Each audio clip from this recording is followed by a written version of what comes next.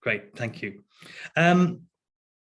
Yeah, so the theme of today is flourishing, and I don't think there's ever been a time in any of our lifetimes that there's been more challenging than right now. And there's just one thing after the other, and so many people are sort of saying, oh yeah, well, once COVID's out of the way, but then the Ukrainian war came along, then the cost of living crisis came on, and on top of all that, we have the climate crisis and the inequality crisis which sits there. And I'm aware those of you who are in Britain today, there's a budget. It might actually be now, I'm not sure, but certainly at some point today, which is not going to be particularly good. And a shortage of eggs. And a shortage of eggs as well. So we're speaking from southern Germany here, where we don't have a budget today and we have plenty of eggs, but we have other challenges going on and possibly blackouts over the winter. What's the shortage of eggs about? There's a shortage of eggs in Britain because of bird flu. Oh, really? Okay. Apparently supermarkets are rationing eggs in Britain at the moment. So, and restaurants. And yeah. so on. Yeah. So yeah, so that's that. And I personally believe, without wanting to be gloomy, we're just going to roll from one crisis to the next, over the next, God knows how long, 10, 20 years. I don't think there's going to be, oh yeah, it's all going to go back to life as normal. And the article Martin sent me was talking about the work of a psychiatrist in the States called Adam Grant, who said there was a spectrum between flourishing and depression. So depression is pretty obvious. Flourishing is when you're in the full power of your life, you're loving what you're doing. I was chatting to Simon just before we started, who said after many, many years in corporate life, has set up his own sort of, he said, small business based from his farm out in wherever it is, Berkshire. And you seem to be loving it, Simon. So it seems to me in that bit of your life, you are flourishing. I really could feel a positive energy and a joy out of that. What this guy said, and he linked with work for this German, Dr. Wolfgang Seidel, and I'm going to German school at the moment, so hopefully I pronounced that correctly. He talked about a cycle renewal, and when I looked at the cycle renewal, what it showed, all the components of it were actually all the components of a Heartful Business from our book. So I was like, oh, okay, so that makes me feel good that we're on the right sort of track. And I can't remember which one of them said, but one of them said what COVID brought was a post-COVID, a lot of people are languishing. So they're not depressed, but they're not flourishing. We're in a place where we're just coping, we're just surviving, we're going through the motions. And actually, that's not where anybody wants to be in life. And what a lot of our work is about is trying to help people move towards the flourishing end of this spectrum. And what was also interesting, there was some work done in Italy where they looked at people who were languishing in the early part of COVID, and they were the people who then, as he went through the 2-year period, they were the people who there were alarm bells and started to hit depression and big breakdowns. So kind of languishing is an early warning sign towards serious problems going ahead. So the idea is to avoid that. So a bit of background, lots of you know bits and pieces about what we've been doing. Some of you I know have read the book, some of them it's on order, it's in the way, some of them it's sitting on a bookshelf, probably in a pile to be read next. I've kind of been working on this heart journey for the last 10 years and Eudora has been by my side for most of those 10 years. And I used the supermarket I had in London to actually be an experimentation ground, a playground, a laboratory, if you want, for trying to figure out what a business with a heart would look like. Some of you have been to that store, and the whole process was to develop a different way of being that was different from the traditional way of running businesses, which is all about short-term profits. And what we realized when we went through the work we did there, plus work we did with other clients outside, and when we were writing the book, and the great thing about writing the book, particularly when you have a super editor like Bev, is the need to actually be clear what it is. Because if you'd asked me before we wrote the book, what does a heartful business look like? I probably would have talked and I might have given everybody a different answer. You might come away not necessarily clear.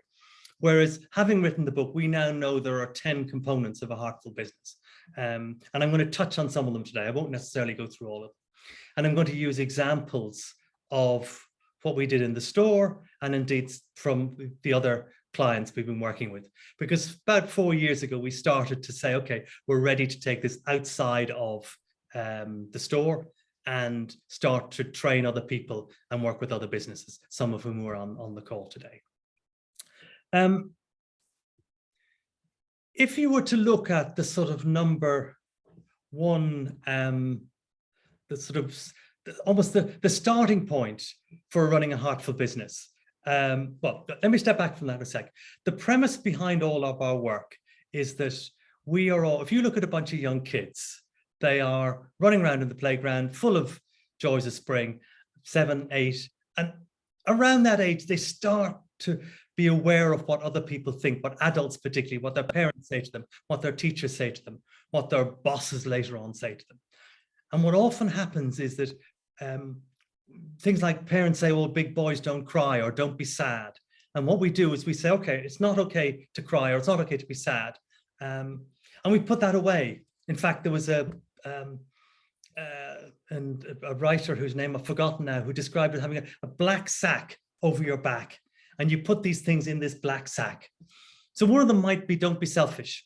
But with the black sack, you put positive and negative characteristics. So selfishness is pretty self-explanatory. But for example, taking care of yourself, take exercising. So when my kids were young, or even now when I'm co-parenting Hannah, Eudora's daughter who's 13, it'd be really easy for there'll be lots of stuff to be happening and for me not to go out and go and have a run and take care of myself. In fact, we had a little bit of a slightly heated discussion this morning on that whole subject. But that's an aspect of selfishness that gets put in this black sack. So what we do is we build up this black sack over all these years, and the black sack is leaky. So you may think you put it in there, but it comes out. And what often happens is people, if you ever experience someone disproportionately responding to something. So Jim, you may have said to your boss something, something, something, and they exploded. And you think, I have no idea what went on there. But you will have hit a trigger. You will hit something in that person's black sack, which is now kind of spilled out all over the place. So the premise of all of our work is actually you need to start to deal with and be aware of these things. Because if you're aware of this stuff, it never goes away. But if you're aware of it, then you can actually deal with it. So in a sense, then that thing that's triggered, that trigger isn't driving the car. You know, you are driving the car. It's not master of you. Yes, yes. And Carl Jung named these things shadows. These are things we put away that we don't really want to look at. And the thing is, if you shine a light on your shadow, then it doesn't trip you up. But whereas if you're not aware of it, then it will trip you up. And the thing about knots, which you're always going to talk about afterwards, is a lot to do with that. So for a heartful business to thrive, one of the primary criteria is psychological safety. So psychological safety is defined as creating an environment where it's safe to say what you feel without threat to your career or your well-being. And psychological safety is something we created in the supermarket over a period of years. And we created it, and we have helped create it in other organizations that we've been working with. And you create that through leading from the top and creating an environment where it's safe. So for example, if I sort of encourage, so we're sort of saying, look, we're really encouraging everybody to be open and so on and so forth. And I'm doing that, and Eddie and I work together, and Eddie shares something really vulnerable with me. And I keep tapping away on my computer saying, yeah, Eddie, yeah, I get you. Yeah, you got trouble with home with the missus. Yeah. Eddie certainly is never going to share with me again something vulnerable. Or if I listen, but then I throw it back at him next week and say, well, you know, you missed your deadline. Is that because of that trouble at home you were having? So again, I'm just picking on you, Eddie, because I saw your face smiling on the screen there. So if on the other hand, Eddie says to me, look, Andrew, can I have a word for a second? Say, yeah. And I could say one or two there. Say, look, Eddie, I've got a deadline at the moment. But later on, what about 3 o'clock? And then I can give you full attention. Or I can say, actually, yeah, sit down. Come on, sit down. Let's just chat about it. And then I can really, really listen to Eddie. And we're going to practice active listening in the breakout bit a bit later on. So that Eddie then really feels heard and it doesn't get used against him in the future. It'll be like, okay, that kind of went well. And if you do that, a few of us were on a call earlier in the week when someone started off with a very vulnerable sharing. And what that triggered in the group in a positive way was actually the next person who shared on a check-in was also vulnerable. And you create this sort of vulnerability and, oh, that was okay, that was safe. Bev took the risk and she didn't get shot down and the ground didn't swallow her up and so on. So psychological safety is absolutely critical. And Google did a study in 2015 where they looked at all globally what differentiated the most successful and the most least successful teams. And they looked at things like, you know, the number of MBAs in the team, whether they were all in the same office or in different countries, all that sort of stuff. None of that made any difference. The number one differentiating was psychological safety. So if the team felt safe, they were much more productive and much more effective as a team. So that is absolutely fundamental. The next thing, and these aren't in any particular order, we've written them in an order in the book, but actually life occurs how life occurs. So if you're starting a business from scratch, then there's a sequence one can go through. But mostly we're in situations where we have existing businesses. And the thing about the way we've written the book is you can dip in and out and you can actually say, okay, it feels right to deal with this at the moment. So one of the biggest criteria is purpose. So if a business has a clear purpose, some sort of higher purpose, not just to make as much money as possible, and to have something that's meaningful for all the stakeholders, customers, employees, suppliers, community, environment, and the shareholders, then that is pretty critical. So at Thorntons Budgens, my supermarket, our purpose was we are the community supermarket that really cares about people and planet. So that framed everything we did as an organization. And a bit further down the track, we then produced a manifesto where not only did we have a purpose, but we had a set of heart sets, which people might call values. And we also put in place a set of habits, which can help you to implement that. So having habits is another one of the components of a heartful business. And if you think about many, many businesses around, you will all have seen them, businesses that have a purpose or a mission statement written up on the wall and a set of values, and they don't actually get lived. Anybody experienced an organization like that before? Seen that in operation? Yeah, okay. There are a number of reasons why that happens. One is if all the purpose and the values are sourced out to external consultants, which is often the case, so you employ a big consultancy to write your values and purpose for you, then it's meaningless because it has to come from the organization itself. But another one is a lack of habits and a lack of leadership. So if a purpose is going to get implemented and put in place, then it needs to be led from the top. So there's no point in having a set of values so Megan, if you're the CEO and you don't follow the values, then what chance is the rest of the company going to follow those values? And then habits are things that you can put in place, agree to put in place as a team of leaders and in the organization, how you're going to behave to help you deliver the purpose and deliver the values, or the heart sets as we call them. So my favorite habit at Thorntons Budgens was being on the pitch, not on the stands.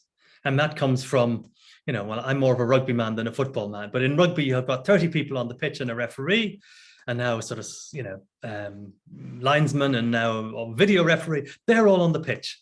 And then you have a load of people in the stands who are at home on TV watching, oh, that was useless, he screwed that up, what a twat, excuse my language, sorry, I shouldn't say that word. They're in the stands. So the people who are really on the pitch are the people doing it. And you can really, as an example for the deli in our store years ago, where Morrison's opened up the road and refurbished, and that had an impact. The deli wasn't doing very well. The deli manager could have said in a meeting, well, actually, Morrison's has opened up the road, and Bev and Jim aren't really very good at their jobs, and what can I do? Or he could say, actually, I know we're not doing well. I don't know what the problem is. It might be to do at Morrison's, but I really want your support. I'd love anybody with any ideas, and I'm committed to find out what's going on. Can you tell the difference between those two statements? So that's being on the pitch. And having it as a written down habit means that if you're in a meeting, I can say to Paul, suddenly, Paul, are you on the stands of the pitch? And a little sort of wry smile will appear and like, oh, okay, all right, yeah, okay. That was, because it's so easy. How many of you have experienced being in meetings where people are on the stands? And people in the stands don't change, don't make any difference. Andrew, sorry, it's Jim. Just a quickie, is a great phrase that I'm sure many people on the call know, but one of my colleagues talks about can do despite, can't do because. Mm-hmm. And that's how it sounds similar to what you're talking about there. And that's an easy way for me to remember it, is someone who's up for it and will make the good out of something rather than can't do it. Jim, do you want to put that in the chat so that we can just, well, that's testing my IT skills, but yeah, let's give it a go. Thanks, Jim. Because I like that phrase. So thank you. Yeah, absolutely. And you can tell, and the whole purpose, if you can have a whole organization.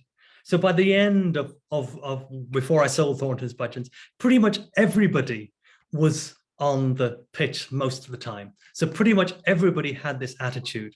We had self-leadership, so they were empowered. And we sort of said, if you want to do something, then you go ahead and do it. You don't have to check out. You don't have to go and ask permission. You might want to run it by a couple of colleagues to get some input. But we really empowered people. And in doing that empowerment, then that really helps people grow. But you have to kind of follow through with that. So you have to, if you say people can do what they, if they think it's the right thing to do, they go ahead and do it. They don't get permission. Then you can't go and bollock them when you find something that you don't necessarily like being done. One of the next components of a heartful business is authenticity. So, if you were, again, psychological safety is an important prerequisite. But if you were to say a theme that runs below all of the heart work is being authentic.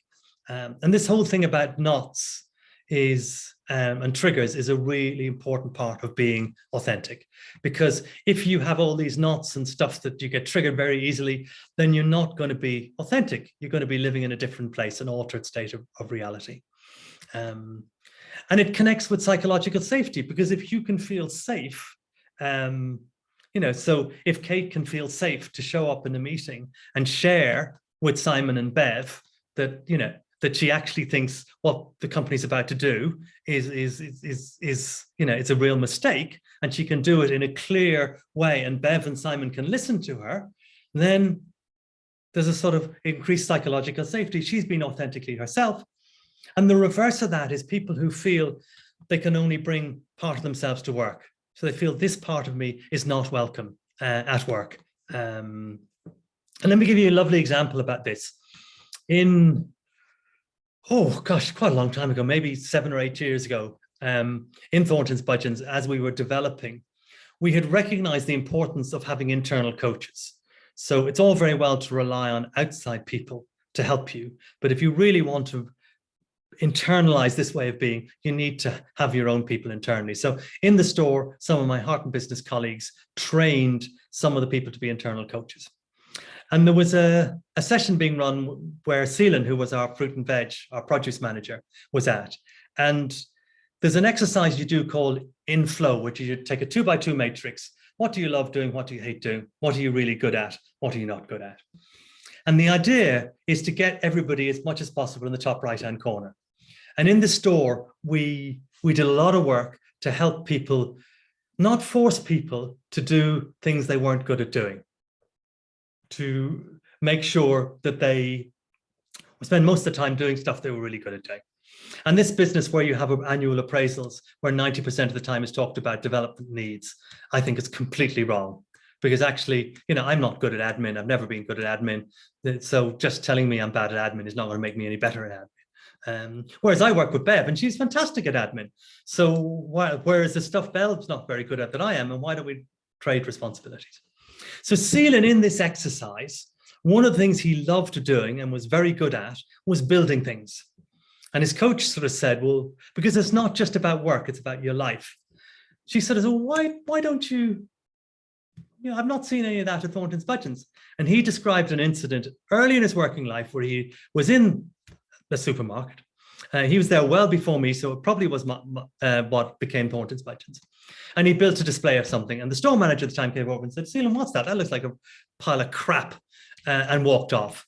And Seelan just immediately shut down his creativity, took the message, I'm not welcome to be creative work, and put that part of his life was not safe to bring to work anymore. Now, that manager probably had forgotten about his comment 3 seconds later, but he permanently affected Seelan. And through the coaching, his coach encouraged him to have another try, because maybe it was now safer to do that. So he started building these tomato displays at the front of the store. And they were quite small initially, and he got lots of positive feedback from me, from others, from customers, and gradually got bigger and bigger and bigger. And it got to the point, and many of you will have seen this, if you went to Thorntons Budgeons in the British tomato season, there was a 3 meter by 3 meter display of fresh tomatoes. So we sold a whole load more tomatoes. We sold a load more fruit and veg. In fact, we sold a whole load more of everything, because what a wonderful statement in a food store to have all these fresh tomatoes when you come into the store. It just gives people confidence. But not only that, Seelan physically grew as a person. So he was suddenly, he appeared to be like 2 or 3 centimeters taller. He had more confidence. He engaged more with customers. And then other people started thinking, well, crumbs, if Seelan can do it, I can do it. So suddenly the ripple effect. So that knot that Seelan's coach helped him untie led to Seelan, the whole dramatic change, not just to Seelan, but so many other people in the store. And he could be more authentically himself. He could bring one of his greatest gifts to his work, which he'd been afraid to do so beforehand. So that's how all these things interact and work together.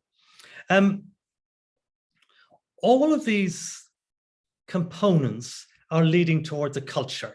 And this ultimately is what the end game of a heartful business is, creating a win-win culture. In fact, it really should be a win-win-win-win-win, which is for all of the 6 stakeholders. So everybody gets to win out of this. And creating a culture is one of the most difficult things to do in a business, and the most important. And in putting the heart back into business, we tell stories of both Justin King at Sainsbury's and Dave Lewis at Tesco, who went into businesses that were in differing degrees of brokenness. And the very first thing they did was to get the culture right. Now, I was a bit slower. So if I had my time again at Thorntons Budgeons, it's the very first thing I would have done before anything else. And the whole thing about the Thorntons Budgeons laboratory was, it was a learning experiment. How do we figure out, try trial and error, what the right way to do things is? Because we didn't want to put forward some theory. We wanted to put forward a practice that works and put some theory behind it. And what happened in Tesco, some of you will be familiar, back in the early 2010s, was that various things, the market was slowing down. We had the financial crisis, but Tesco had this continued expectation of continuing to deliver ever increasing profitability every single year. And the fundamentals start to slow down. But instead of recognizing that and doing something about it, the CEO kept on putting more and more pressure on people to deliver the numbers. And what that forced people, and there was even apparently at 5:30 every morning a conference call, when at 5 o'clock in the morning the numbers from yesterday came up, and he would literally have all his direct reports on looking at the sales performance of yesterday, which, for a CEO of a multinational company is not necessarily a great way of doing things. But the impact was that created fear, and it knocked on all the way down the system. So they moved from a culture and a purpose which was about satisfying customer needs to one about hitting the numbers. And the end product was the Sears fraud squad got called in because a number of people started fiddling the numbers to try and hit the pressure. So that's an extreme example of what not to do, the opposite of what we really, what Heartful Business is all about. So one of the things that's critical in all this is measurement. And one of there's this old adage that what gets measured gets done.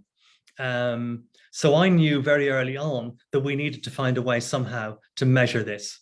And we, through a series of events, well, through a customer at the store, actually, I found this organization just up the road here in Zurich who were measuring human potential. And we've worked with them over the last 5 or 6 years to look at how you can measure heartfulness. And we now have a heart culture model. So Eudora is going to share, the screen. So hopefully you can see that. I just need to close the chat down. So can you all see the heart culture model? Yep. Okay. I appreciate the print is quite small, but you'll get the sort of general gist of it. So what we, through all our research, have identified that there are 3 components to a heartful business, 3 groups. One is a conscious organization. Hopefully you can see my little arrow moving around on the right. That's made up of a series of conscious individuals, and then it's supported by habits. So some of the things in a conscious organization, things like psychological safety, these are just dummy data, by the way, from a made up information. A clear organizational purpose, trust, principles to support that. And on the individual side, authenticity is really important. But this whole thing about being clear about your own individual purpose is really important, particularly at a senior level. So if there's not an alignment between what you feel your purpose in life is, and why you're here, or you're not even clear about that, if that's not aligned with what the business wants, then you're going to struggle to really, really do well. And a lot of the training work we do will help people to be clear about what their purpose in life is. And then you have these habits down here, which we've talked about, things like being on the pitch, pausing and reflecting, active listening. And all of this gives you a score in the center, which is the win-win culture score. Now with Thornton's Budgeons, we've improved this an awful lot now. In fact, this model is brand new, but we are using the raw data that we've been collecting with our colleague Mark for a number of years. And what we're now doing with organizations is tracking this on a regular basis. So what you can start to see over time is what's happening. So I'm working with the board of a company a couple of weeks' time where they're a really heartful business, but COVID's been really tough for them and they've lost the way a little bit. And we will use this to measure how they're doing, first of all, against the data we have from a few years ago, but we can also cut this by team. So we can see, okay, hold on a second. So why is psychological safety in the IT department so poor? And there's a challenge there. Or what's going on in the marketing area so you can really see that giving and receiving coaching is very well received in marketing, but it's not in other areas. And this is just, all this is about is giving you data it's giving you data. It doesn't tell you the answer. And what I know from experience of using this model is then, if we were a group, we were the board of a company, and this was actual data, then we would have some really rich conversations about what we needed to do to move forward. How are the, sorry to interrupt, how are the numbers generated for each of these aspects? Great question. They come from a survey that's completed by everybody in the organization or the team, if you're just wanting to do it on a team basis. And it's an 83 question survey. I know some of the people on the call have actually completed the survey at different points. I'm sorry, I just moved on a slide inadvertently, whoops. And yes, you complete an 83 question survey, and from that generates dimensions of human behavior, which we then group together to produce the model. Does that make sense? Yeah, thank you. So I'm going to show you some Thornton's Budgeons data.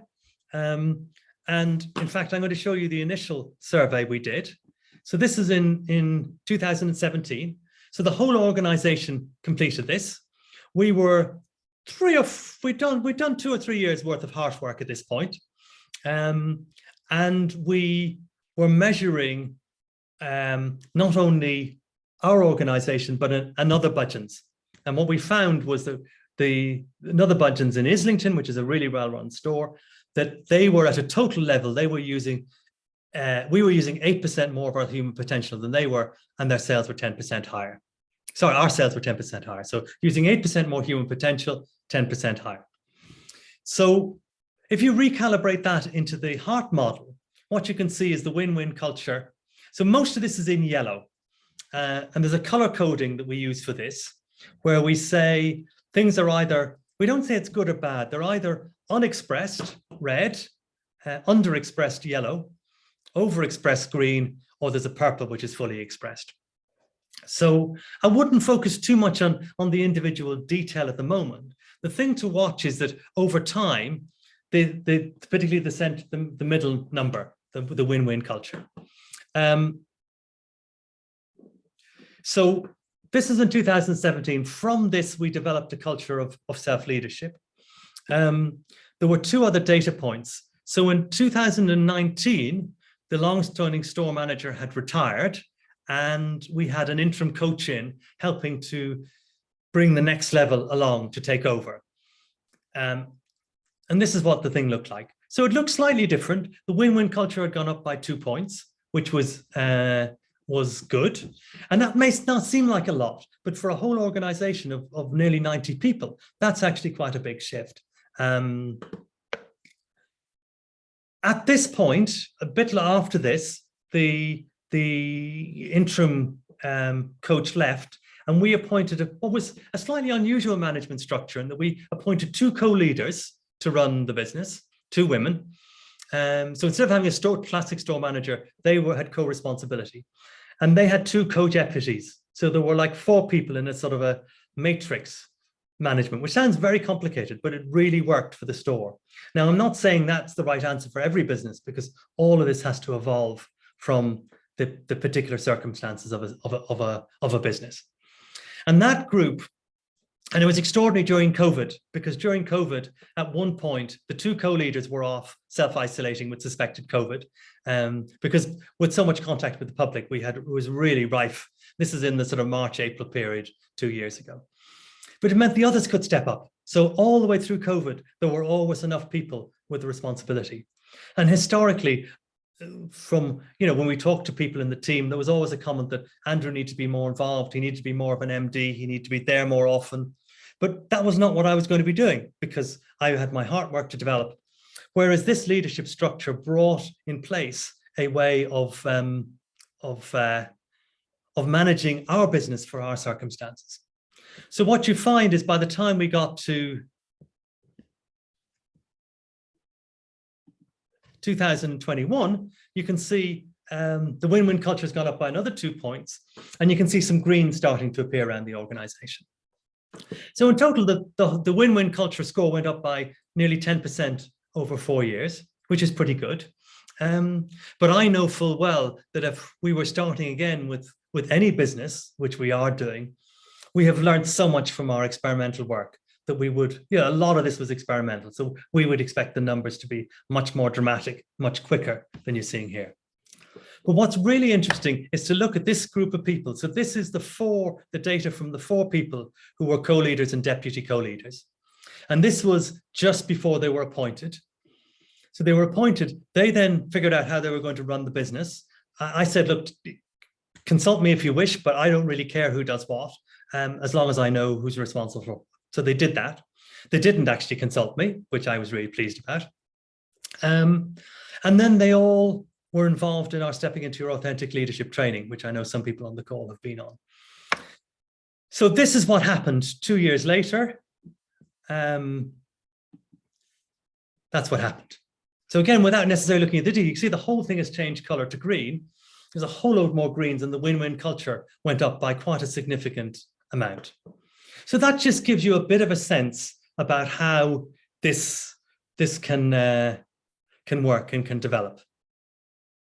So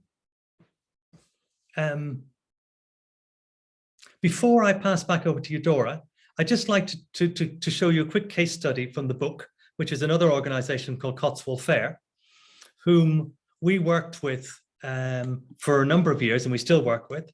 And over a period of 3 years, they used this tool. They were involved in our Stepping into Authentic Leadership training, and they basically developed their own version of what a heartful business looks like.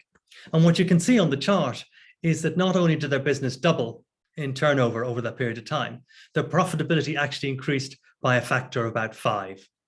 And this case study is written up in the book, so we'll tell you a bit about how to get the book if you haven't got it later on. So it's just a sort of a sharing, showing how this impacts, how this really does work. So I'm going to stop sharing.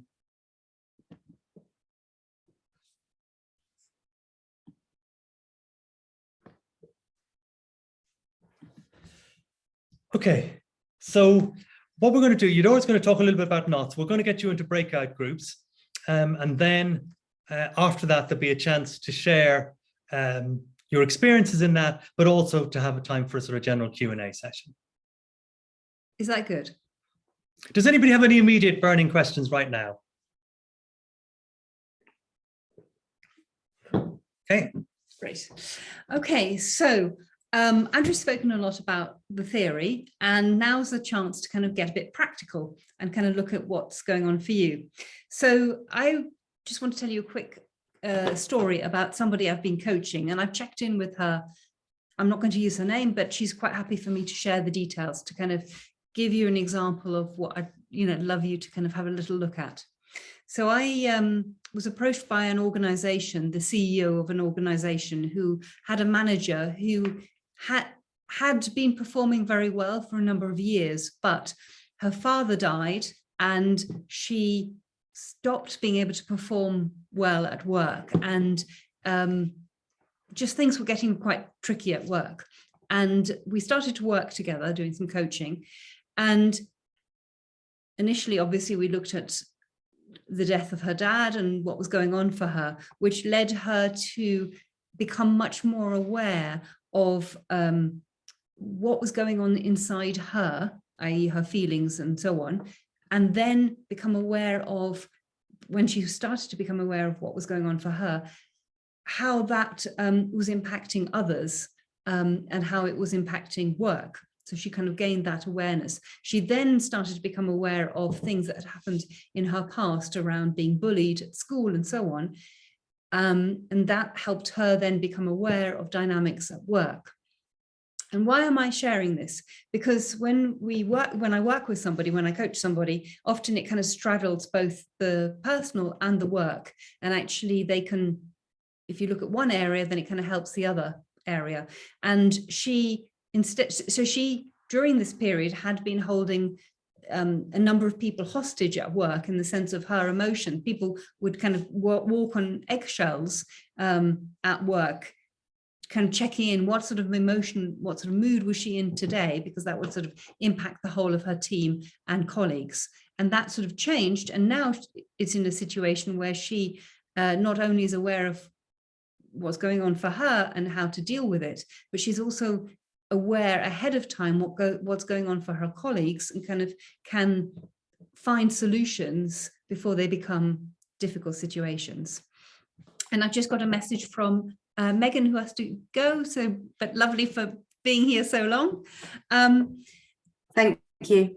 Thank you. And why I'm giving you this example is I'd love you in a moment. I'm going to kind of, oh, and Jack's going as well. So bye, Jack. Thank you. Thank you. I'm going to get you into breakout groups in a moment.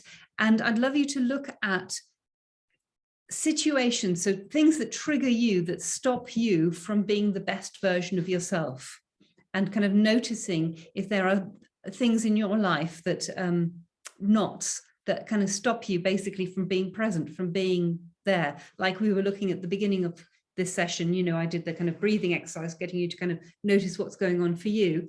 But on a bigger scale, are there other things that kind of stop you from being you? Does that make sense? Yeah. So I'm going to put you into little groups, and we're going to practice something called active listening. And what that is a way of listening to somebody, but with all parts of you, as in very often, I don't know if you've noticed this in life, somebody sort of half listens to you while they're doing something else. And you can tell that that person isn't really listening to you. And I have a 13-year-old, so I get feedback very quickly that if I don't properly listen to her on a particular issue that's bugging her, then that issue doesn't go away. She can't kind of get it off her chest and kind of move on. Whereas if I properly sit down and properly listen to her, then she can resolve it and move on very quickly. And I don't know if you've had that yourselves, but this is a chance in the little breakout groups to actually properly listen to each other. So when you're in the little breakout groups, then I'd love one of you to share first about the knots and triggers that you know are stopping you from being the best version of yourself, and then the other person to really listen, so to listening with the whole of your body, with your ears, with kind of also the things that are being said underneath the words, because quite often, don't know if you've noticed this, somebody might say something like, you ask them how they are and they say, I'm fine, and you kind of know that there's something underneath.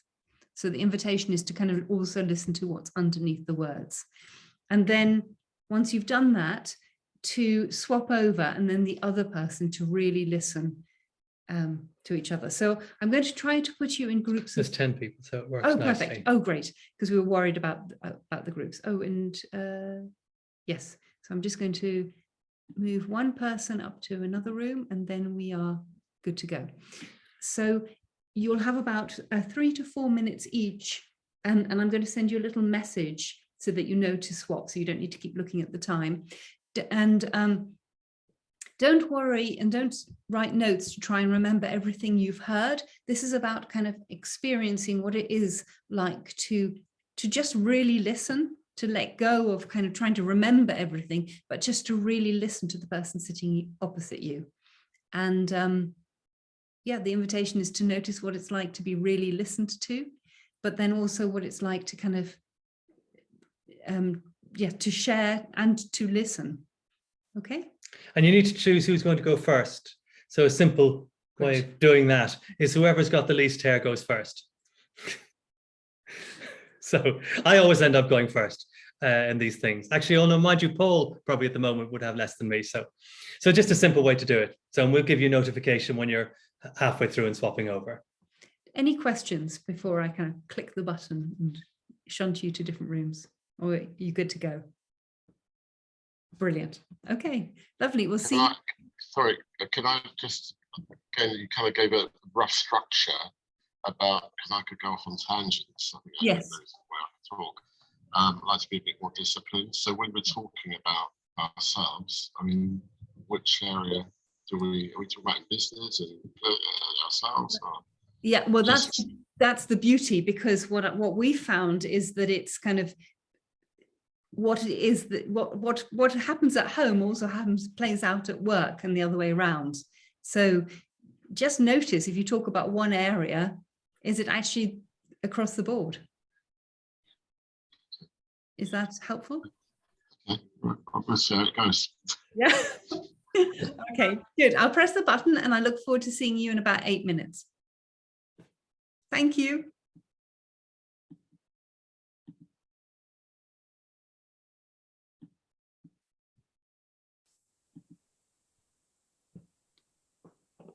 Turn the recording. So to those who are watching the recording, we turned the recording off while people were sharing some of the more personal stuff about what they discussed in the breakout groups. But we're having a really fascinating conversation about listening and being heard. So I thought it was a good point to switch it back on. So I don't know if anybody else has anything more to say on that. Or just questions. Or generally. Questions in general about what we talked about today. We shouldn't have turned the recording on, right? It's just sort of silent thing. have a question. Yeah. Andrew, I kind of know about this because of obviously I work with you on the book, but I'm really curious. I love your new model, by the way, the heart model. And you said at one point, if I had my time again, I would have focused on culture first. Yeah. And I'm curious about this because I'm having a conversation with another client that I work for about purpose and culture. What I heard you say is that you need to work on the culture first, or you need to work on the purpose at the same time as the culture. In a perfect world, what you do is you do the purpose first, then you get the heart sets and the habits, and then with those in place, you form the culture from that. Right. So that's a perfect world. And I'm going to send you, there'll be a follow-up coming out on Monday from this. I'm going to send you all a copy of the Thorntons Budgeons Manifesto, which is a one-page. It's also in the book, but in case you haven't got the book, it's a one-page summary.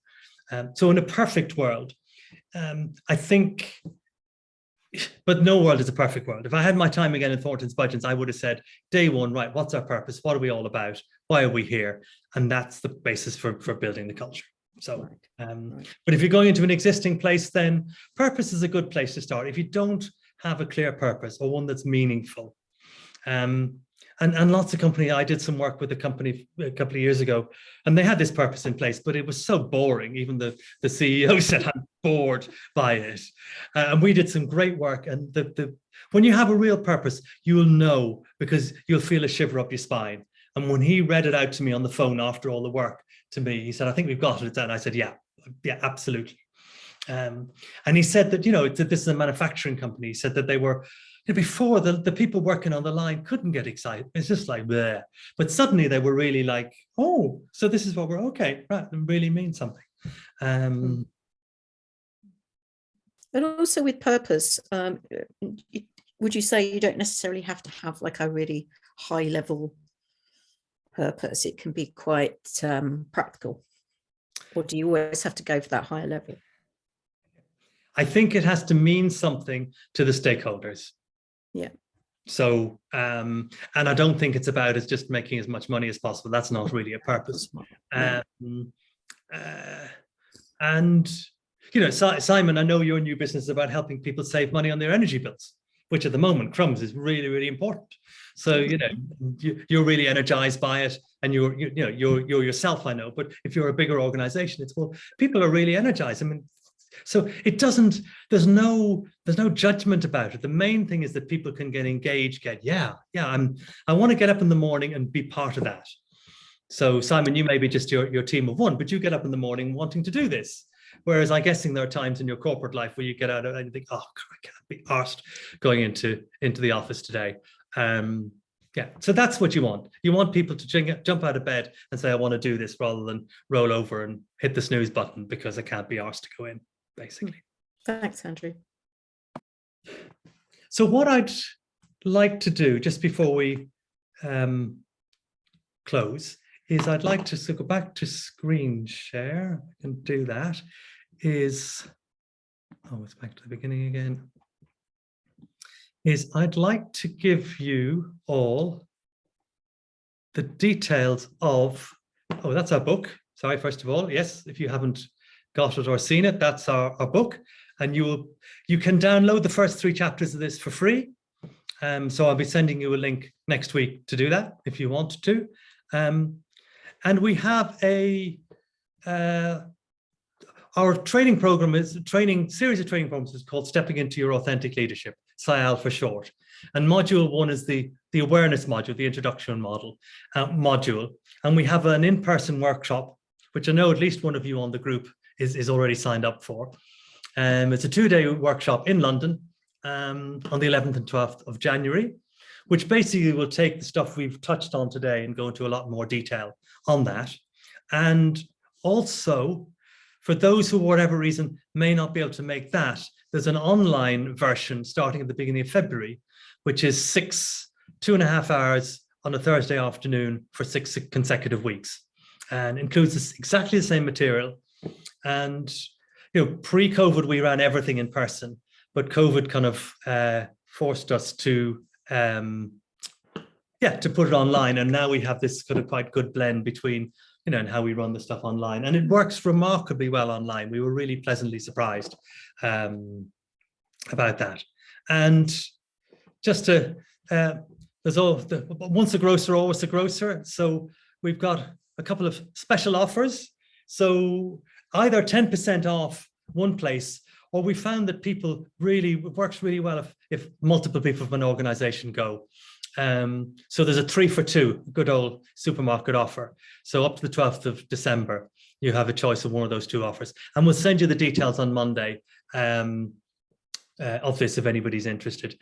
And you can also, I'll send you a link to do a free human potential assessment. So you can actually go on and do that. You can get your heart model. And there's a much more detailed model in there, which shows you different dimensions to your behavior. And it's a self-coaching, self-learning tool, which is reasonably self-explanatory. So that's just, so you'll get a follow-up email on Monday with information of that. So I can stop the screen sharing now. That's up to you. So unless anybody has any other questions, we had a check-in. You'd ordered a check-in at the beginning. I'm going to pass you to do checkout. I think we might just have time to do 2 words. Okay. Okay. Rather than shout it in. So are there any other questions or anything that anyone would like to know? Or are you good? Yeah. Thanks.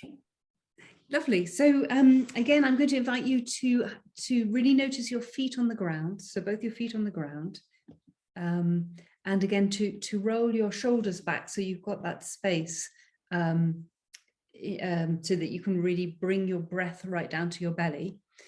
And notice the straightness of your spine.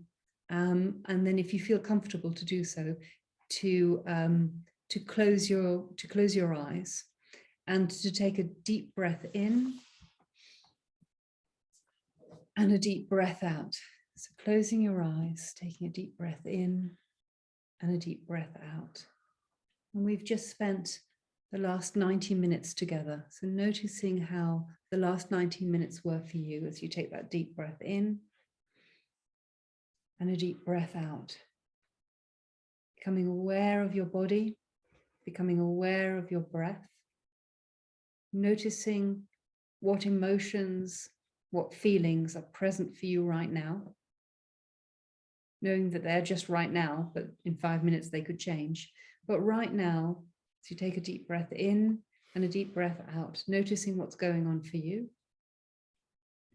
Noticing if those 2 words that would describe how you're doing are similar or different from 90 minutes ago. As you take a deep breath in and a deep breath out.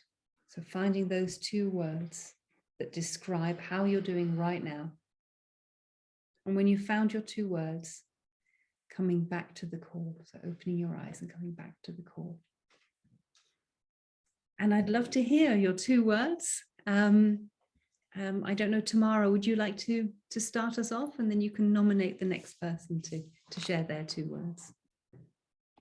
You're on mute, Tamara. Yeah. Oh, am I? No, that's fine. You're not. You're good to go. Towards the future. And I nominate Jessica. Thank you, Tamara. In transition, I nominate Gret.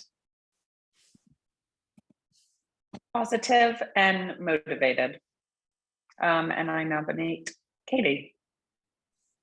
Peaceful and energized, and I nominate Paul.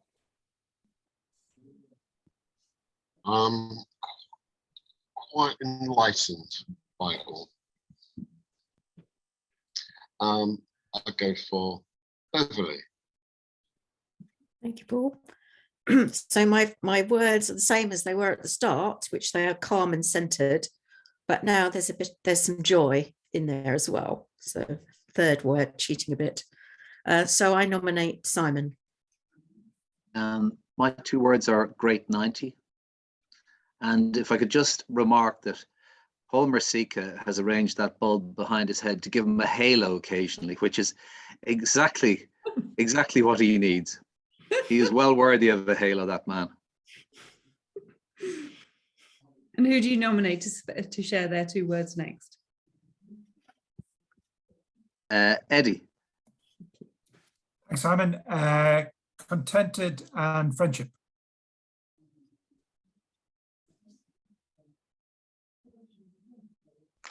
And who do you nominate to go next? And, sorry, Jessica, have you got? She has. She has. You've got Martin, Jim. Martin, please. Thanks, Edmund. Thanks, Eudora, Andrew. 2 words, thoughtful, reflective. Thanks, Martin. And Jim. Calm and comfortable, still.